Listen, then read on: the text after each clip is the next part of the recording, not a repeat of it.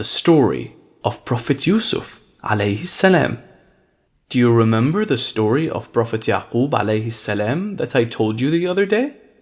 If you do, then you would know that he had two wives, Rachel and Leah. Prophet Yaqub loved Rachel the most, and she gave birth to two sons. The eldest was called Yusuf alayhi salam, and the younger one was called Binyamin. Prophet Yaqub had 12 sons in total, but he loved Yusuf and Binyamin the most. Prophet Yusuf alayhi salam was a handsome and smart boy when he was young, with polite habits and good manners. He had an excellent personality as well. Prophet Yaqub alayhi salam had a deep affection for Yusuf, more than his other children. His brothers soon began to feel jealous of him. They wanted to get rid of Yusuf one way or the other. The story of Yusuf alayhi salam starts with the story of his dream. One night, the little boy had a real strange dream. When he woke up, he felt strange. So he ran straight to his father and told him about his dream. "Oh, father, I saw a dream. I saw 11 stars, the sun and moon prostrating before me." His father listened attentively to the little boy's dream, and when he was finished, the father's face shone with joy. The old prophet realized that the dream meant fulfilling a prophecy. He told Yusuf that one day his 11 brothers and himself would bow down before him.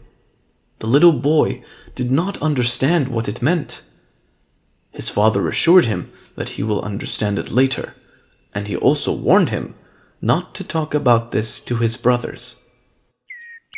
The 10 older brothers of Yusuf alayhi salam were already jealous of Yusuf and Binyamin. Satan, who always loved trickery and deception, was now sowing seeds of discord between Yusuf and his brothers. The jealousy soon blinded their hearts. "Our father loves Yusuf and Binyamin more than us," said one of the brothers. "That's true," said the other. "We must do something about it." "We are older and stronger than him," said another. "Our father is clearly long to love him more than us. We should kill him and get rid of him." "I have another idea," said the eldest brother, who didn't want to kill Yusuf. "Let us throw him in a well. Someone would find him and take him along as a slave." Without realizing that Satan was playing with them, they decided to go ahead with their plans. They asked their father to let Yusuf go with them while they worked in the fields. But Yaqub alayhi salam was scared. "I am worried that the wolves might catch him," he said. "Don't worry, father," said one brother. "We will take good care of him." Even though Yaqub alayhi salam suspected something was wrong, he eventually let them take Yusuf with them as well. The brothers took Yusuf alayhi salam far away from home. As they neared the well, one brother held Yusuf from behind. Yusuf alayhi salam was startled. "What are you doing?" he asked them. Soon, the other brothers joined in holding Yusuf. Yusuf struggled to free himself, but the brothers held him tightly. Then one of them removed his shirt, and once they removed his shirt, they threw him down into the deep well. "Help me, my brothers!" Yusuf alayhi salam cried. "I have done nothing wrong. Please don't leave me here." But the brothers returned home, leaving the young boy in the well. On their way back, they caught a ram and killed it. Then they drenched Yusuf's shirt in its blood. "Ha ha! Now we can show this shirt as proof to father. We can tell him that the wolves took him." The brothers then returned home weeping. When Yaqub alayhi salam asked them why they were crying, they replied, "Father, wolves took our little brother. It was just as you warned us," said one of them. Then they showed him Yusuf's shirt, drenched in blood. But Yaqub alayhi salam quickly realized that they were lying. He saw the shirt was not ripped anywhere. He knew that when a wolf attacks someone, it rips the person's clothing. The old prophet was a very wise man indeed. "I know you are lying," he said. "You have made up this story." Prophet Yaqub alayhi salam had no option but to trust God and turn to him with hope and patience. Deep in the well, Yusuf was terrified, and he clung to a ledge in the well. That night, both father and son turned to God in the deep darkness of the night. A mixture of hope and fear filled their hearts. The next day, a group of travelers going to Egypt stopped camped near the well. They decided to draw some water from the well. As they lowered their bucket into the well, Yusuf alayhi salam reached out and clung to the rope. The man was surprised by the weight of the bucket. He was shocked and surprised when they saw a child clinging to the rope. He called his companions for help. They were all amazed at the sight of this beautiful child who stood before them. "What good news!" they cried together. They were overjoyed as they knew that they could get a lot of money by selling this handsome boy. Not realizing the significance of this little boy, they chained him and took him to the slave markets of Egypt. The news of this beautiful boy spread fast, and people gathered in the hundreds to see him. It was then that Aziz, who was the chief minister, saw him. He sensed something special with the boy, so he paid a handsome amount to the traders and bought the young prophet. This way, God placed Yusuf alayhi salam into the home of the second most important person in Egypt. When they reached the palace, Aziz ordered the chains binding Yusuf alayhi salam to be removed. The young prophet was happy and relieved when he heard this. The chief minister then asked his wife to make his stay comfortable at the palace. Aziz promised the prophet that he will never be ill-treated at the palace, and warned him to never betray his trust. It was clear that God was in control of all the affairs here. It was not long ago that the little boy had to survive a whole night in a well, surrounded by darkness. He was now living with one of the most powerful men in Egypt. Yusuf alayhi salam grew into manhood in the house of Aziz. As the prophet grew up, God blessed him with wisdom and knowledge. The chief minister recognized these qualities and therefore put him in charge of the household affairs. Everyone who knew him, including the wife of Aziz, Zulaykha, acknowledged the young man's beauty, honesty, and nobility. She watched him grow into a handsome young man and became more attracted to him as days passed. The prophet's beauty soon became the talk of the town. People thought him to be the most beautiful man alive. Zulaykha was in love with the prophet, and she couldn't resist her temptations anymore. So one day, she closed the doors of her bedroom and tried to seduce the prophet. But Yusuf alayhi salam resisted her advances and sought help from God. "I will never betray your husband," said the prophet. "He has been good to me and treated me with respect." But the prophet's refusal only increased her passions. He tried to flee, and she raced him to the door. Zulaykha reached for his shirt and tore it from the back. At that moment, the door opened and Aziz walked in. Immediately, even without a moment's hesitation, Zulaykha tried to turn the situation around. She cried to her husband, "What is the punishment for one who had an evil design against your wife?" "It was she who already tried to grab me," the Prophet tried to deny her. One of their relatives suddenly appeared and offered a solution. If his shirt was torn from the back, which it was, it meant that he was trying to escape, and she was running after him, tearing the shirt from the back. There was solid proof now. The chief minister was in a dilemma. He apologized to the Prophet for the wife's behavior.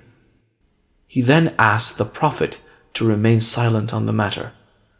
The Prophet obliged and didn't say a word to anyone about the incident. But the news of this incident somehow got leaked, and it became the talking point of the whole town. The women of the city began to talk about Zulaykha's infatuation with her slave. People laughed at her wherever she went. In the last episode, we saw how Zulaykha, the wife of Chief Minister Aziz, got infatuated with Prophet Yusuf alayhi salam and tried to seduce him. The Prophet, being a firm follower of Allah subhanahu wa ta'ala, resisted her advances. When her husband arrived, she lied to him, saying that the Prophet had tried to attack her. Fortunately, one of their relatives arrived at the scene, and after evaluating the proofs, he concluded that Zulaykha was lying. Aziz apologized to the Prophet and asked him to keep quiet about the whole incident. But news of this incident spread across town, and people started making fun of Zulaykha wherever she went. The women in town asked themselves, how could she desire a slave and put her reputation in jeopardy? Zulaykha couldn't bear this insult anymore. She decided to teach them a lesson by showing how irresistible the Prophet was. She then came up with a plan. She wrote a letter to all the noble women in town. She invited all of them for lunch at her palace. The women arrived. There was a beautiful table before them. Zulaykha then asked one of her maids to hand them knives to cut the fruit. Then suddenly, Zulaykha started speaking. "Listen, everyone," she said. "I have heard of those who say that I am in love with my slave." At once, everyone stopped what they were doing and fixed their gaze on the chief minister's wife. "I admit that he is a charming fellow. I do not deny that I love him, as I have loved him for a very long time." The women present were stunned. They did not expect Zulaykha to be so open about the affair. Zulaykha then started telling them about her infatuation. By now, everyone had finished the dinner, and the guests started cutting the fruit using the knife. It was then that Zulaykha summoned the Prophet. Prophet Yusuf alayhi salam walked into the hall gracefully, with his gaze lowered. "Raise your head," she asked. When the Prophet raised his head, the guests were dumbfounded. The Prophet's face was shining with angelic beauty. It reflected the innocence in his soul. They looked at him in wonder, without realizing that they were in fact cutting their palms. They were so absorbed by the angelic vision of the Prophet that they were bleeding.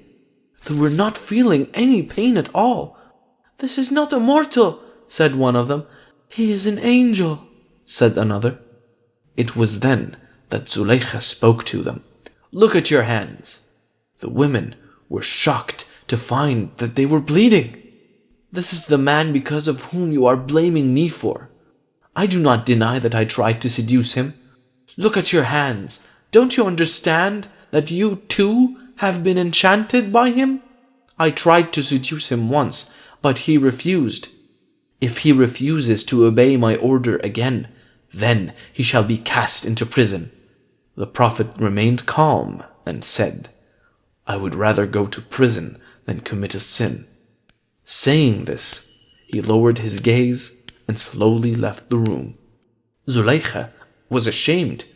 She knew that if the Prophet remained free, people would mock at her. So that night, she tried to convince her husband. Aziz loved the Prophet like his own son, but he also wanted to avoid scandals. Even though he knew that the Prophet was innocent, he ordered the arrest and imprisonment of Prophet Yusuf alayhi salam. The life of the Prophet is a perfect example of patience in the face of adversity. Throughout his life so far, the Prophet faced trials and tribulations with complete trust in God. Yet, here he was once again in an extremely difficult situation. It was now time for the Prophet to face his third test. The Prophet spent most of his time in prayers while in prison. It was during this time that Allah subhanahu wa ta'ala blessed him with the ability to interpret dreams. And pretty soon, everyone in the prison realized the greatness of the Prophet, and they all loved and respected him. He shared the cell with two other men. One was the cupbearer of the king, and the other was the king's cook. These two men recognized his piety and righteousness. The men woke up from their sleep. They are worried and scratched their heads. These men were having vivid dreams for the last few nights. So they decided to seek help from the Prophet. "I saw a dream in which I was pressing wine for the king," said the first man. "I dreamed about birds eating bread from my head," said the other. "I will tell you the meaning of these dreams by midday," said the Prophet. Then the Prophet prayed to Allah subhanahu wa ta'ala, seeking his help to interpret the dreams. Then he called the cupbearer of the king and told him, "This is what my Lord has told me. You will soon be left free and will return to your service to the king." Then he called the cook. "Your dream means that you will be crucified soon." Yusuf alayhi salam then told the cupbearer and requested him to remind the king about him. The man thanked him and promised that he will inform the king about the Prophet. Like the Prophet predicted, the cupbearer soon returned to the king's service, but Satan started playing his tricks. He made the cupbearer forget about Yusuf alayhi salam, and the Prophet remained in prison for a few more years. It was during that time that the king of Egypt started getting strange dreams. The king dreamed he was standing on the banks of the Nile River. As he stood there, 7 fat cows emerged from the river. This was followed by 7 lean cows. The 7 lean ones then swallowed the fat cows. In the next dream, he saw 7 green ears of grain growing on the banks of the river Nile. They suddenly disappeared into the mud, and on the same spot grew 7 dry ears of grain. The king was shocked, and he woke up terrified. He summoned his sorcerers, priests, and ministers, and asked them to interpret his dream. "Don't worry, Your Majesty, it is just a nightmare," said his minister. "He is right, it is just a dream," said the sorcerer. Like that, everyone arrived at the conclusion that there was nothing to worry about. It was then that the cupbearer remembered Prophet Yusuf alayhi salam from the prison. He told the king about the Prophet, and he rushed to the prison. He told the Prophet about the king's dream and asked him to interpret it. Prophet Yusuf alayhi salam sought help from Allah subhanahu wa ta'ala. And then he explained the meaning of the dream to the cupbearer. It was like this. For the next 7 years, the kingdom will have a rich harvest, and there will be more than enough food for all. This will be followed by 7 years of drought, and there will be no water, and there will be scarcity of food all over the kingdom. When the cupbearer informed the interpretation to the king, he was really impressed. He asked the Prophet to be set free immediately. The Prophet was finally set free. When he arrived at the palace, the king was stunned to see this handsome young man. The king decided to test the Prophet's knowledge and asked him many questions. The Prophet remained calm and gave brilliant answers to each of the king's questions. The king realized that the Prophet was very intelligent. The king then asked the Prophet about the dream he had, and he wanted to know if there was any solution for this. The Prophet advised the king to start planning right away. He asked the king to store the harvest from the years of abundance so that it can be used during the times of drought. The king was really impressed. He decided that no other man would be able to do this task better than the Prophet. So, he appointed the Prophet as the controller of granaries. Prophet Yusuf alayhi salam was responsible to guard the harvest for the tough times ahead. With this appointment, the Prophet became one of the most important people in Egypt. The wheels of time had changed by now. During the rich years of harvest, the Prophet took care of cultivation, harvest, and storage of crops. He carefully saved the food for the drought that lay ahead. The king was really satisfied with the work of the Prophet. The king had admired him and sought his advice on many other issues as well. Time passed. The years of drought arrived. It didn't rain for months, and water dried up everywhere. The plants and animals started dying all around Egypt and other nations. But the Prophet managed the affairs of Egypt so well that there was enough grain to feed the people.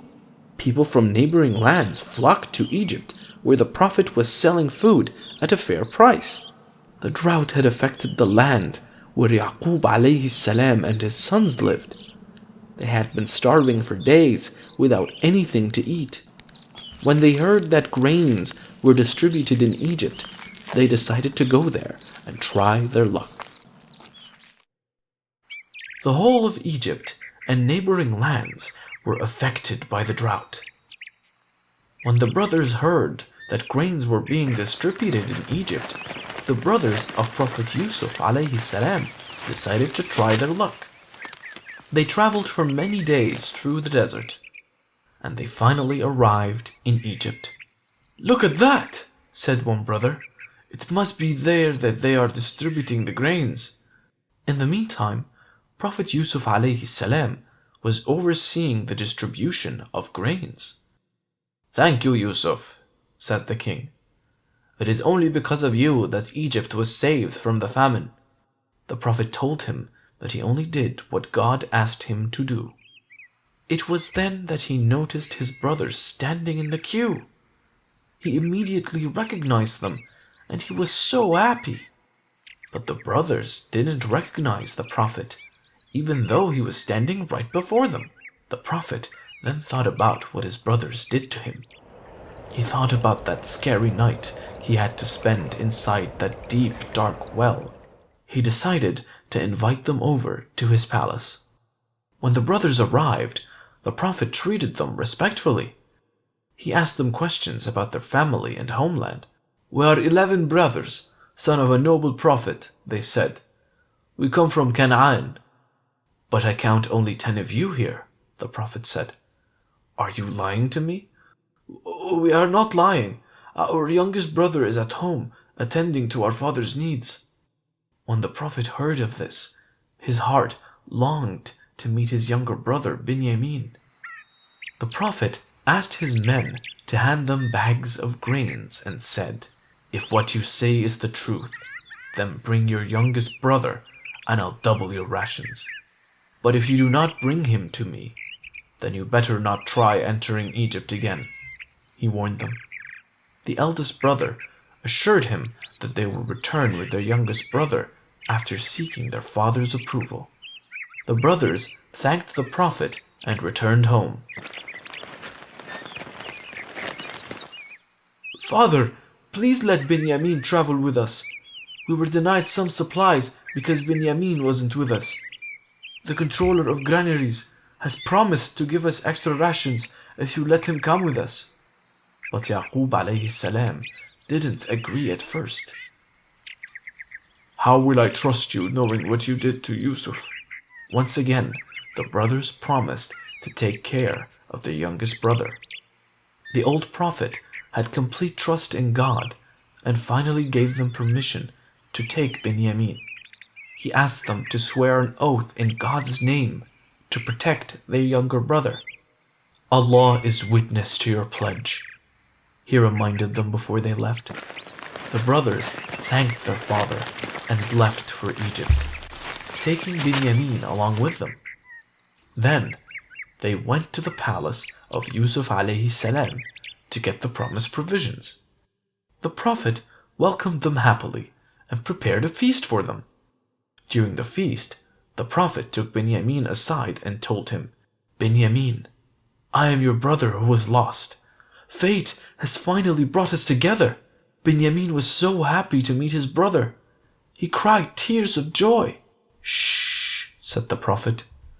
"This must remain a secret. You should not tell anyone about this for a few more days." Binyamin agreed, and he embraced his brother. The Prophet then gave the brothers provisions as he had promised, and then he asked one of his men to secretly place a golden cup in Binyamin's bag. The brothers did not suspect anything. They thanked the Prophet for his generosity and set out for their journey. But suddenly, one of the soldiers stopped them. "Stop there, you thieves!" the soldier shouted. The brothers were confused. They didn't know what the soldier was talking about. "I'm sorry," asked one brother. "Have you lost anything?" He asked.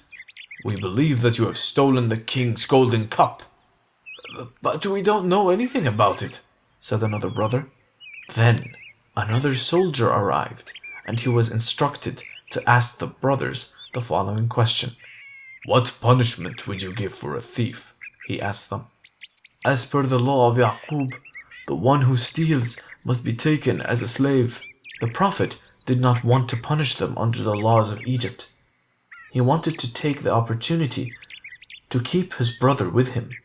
He longed to meet his father too, and that's why he planned this whole incident.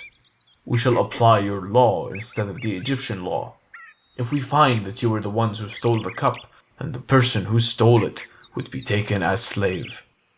The brothers agreed, and the soldiers started searching their bags. As the Prophet planned, the golden cup was found amongst Binyamin's bags. You will be taken as a slave." The brothers were shocked. The brothers were afraid of returning to their father without his beloved son. They pleaded to the Prophet, "Oh, Minister, take one of us instead. We promised our father to take care of our younger brother. Please let him go back to Canaan." But the Prophet refused all their proposals and took Binyamin to the palace. One of the brothers decided to stay in Egypt to watch over Binyamin, while the others went to Canaan to face their father. The brothers arrived home, and they gave the bad news to their father.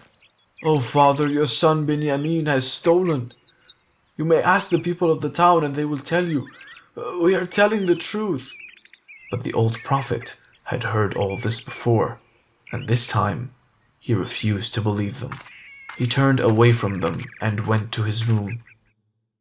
Even though the Prophet trusted God completely, he behaved just as any father would under the circumstances. He was overcome with grief and wept uncontrollably. The Prophet wept continually for many days and nights until he became ill and lost his sight. The brothers could not watch their father suffer any more, so one day they said to him, "Oh, father, why are you destroying yourself in this way?" pleaded his sons. "I complain of my grief and sorrow to Allah." "I know from Allah what you do not know," the Prophet replied. He then asked his sons to go to Egypt once again and not to give up hope. The brothers once again arrived at the palace and pleaded with the Prophet to set their brother free. Prophet Yusuf alayhi salam could not bear to see them suffer like this anymore, even if they had betrayed him. He looked at his family and could not keep his secret any longer. "Do you know what you did with Yusuf when you were ignorant?" he asked them. It was then that the brothers recognized Yusuf alayhi salam. They knew that only their brother knew about their secret. "Are you our brother Yusuf?" they asked him. "I am Yusuf," he replied, "and Binyamin is my brother. Allah has been good to us. Whoever fears Allah and is patient, He always rewards them." The brothers were now afraid. They remembered what they had done in the past, and they thought the Prophet would punish them. "We have sinned, brother," they said. "Allah has certainly preferred you more than us." "May Allah forgive you," said the Prophet. "He is the most merciful of the merciful." The Prophet then embraced his brothers and wept with joy. Prophet Yusuf alayhi salam could not leave Egypt, as he had many responsibilities, so he asked his brothers to leave without him. He gave them his shirt and said, "Take this shirt of mine and throw it over my father's face. He will recover his sight. Then bring me all of your family." The brothers agreed and left for Canaan. It is said that Prophet Yaqub alayhi salam could smell Yusuf's shirt even before the brothers reached the house. He stood outside his house and said, "I can smell Yusuf in the air." The women in the house thought he had gone mad. The brothers finally arrived, and the old prophet was waiting for them. "I smell Yusuf in the air," said the prophet. "Is it real or am I dreaming?" he asked them. The bearer of the good news walked toward the prophet and placed the shirt of Yusuf alayhi salam over his face. It was a miracle. As soon as the shirt was placed, he got his sight back. The brothers knelt before the Prophet and sought his forgiveness. "I will ask the Lord to forgive you. He is all forgiving and all merciful," replied the Prophet. Then the whole family left for Egypt to meet Yusuf alayhi salam. The Prophet's happiness knew no bounds when he saw his father after such a long time. Then Yusuf alayhi salam placed his father on the throne. It was then that his father and all his brothers prostrated before Yusuf alayhi salam. "This is the dream that I saw when I was young," said Yusuf alayhi salam. "I saw 11 stars, the sun and the moon bowing down to me. My Lord has made it true." The king happily agreed to have all the family of the Prophet settle down in Egypt. The great power and responsibility did not distract the Prophet from Allah subhanahu wa ta'ala. He remembered and worshipped Allah all the time. The Prophet did not want to die the death of a king. He did not like to be gathered around the people of royalty. He wanted to die the death of a slave to Allah and to be gathered around the righteous. Yusuf alayhi salam, at the time of his death, asked his brothers to bury him beside his forefathers. So when he passed away, he was mummified and placed in a coffin until a suitable time to be taken out of Egypt. It is said that he died at the age of 110.